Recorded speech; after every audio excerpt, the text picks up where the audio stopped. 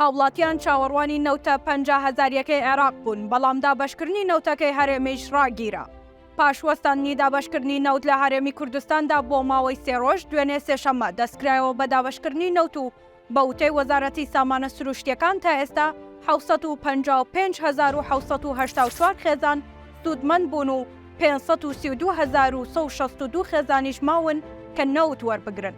لە 3 ڕۆژی ڕابردوودا دابەشکردنی نەوت لە سنووری پارێزگاکانی سلێمانی، هەڵەبجە و ئیدارەکانی ڕاپەڕین و گەرمیان ڕاگیرا بەهۆی ئەوەی هاوڵاتیان ئامادە نەبوون بەرمیلێک نەوت بە 103,000 دینار وەربگرن.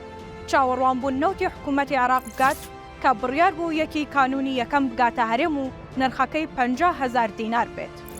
ڕۆژی دووشەممە چواری کانونی یەکەمی 2023 بەڕێوەبەرایەتی نەوت و کانزاکانی سلێمانی لە ڕاگەیاندراوێکدا سەبارەت بەو نەوتەی کە بڕیارە لەلایەن حکوومەتی عێراقەوە بۆ هەرێمی کوردستان بنێردرێت ڕاگەیاند. تا ئەمڕۆ لیترێک لەو نەوتە نەگەیشتۆتە هەرێمی کوردستان کە بڕیار بوو لە یەکی ئەم مانگەوە بگات. بەپێی ڕاگەیاندراوەکە ئەوەش هۆکاری ئەوە بوو کە هاوڵاتیان نەوتی وەزارەت وەرنەگرن کە نرخەکەی 103,500 دینارە.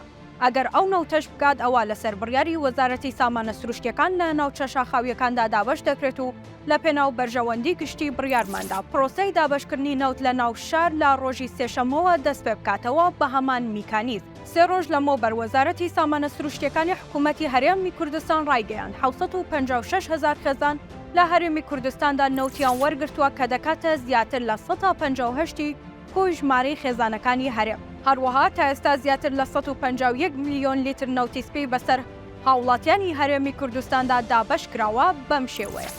هەولێر نزیکەی 6 میلیۆن لیتر، سلێمانی نزیکەی 59 میلیۆن لیتر و دهۆکیش نزیکەی 32 میلیۆن لیتر.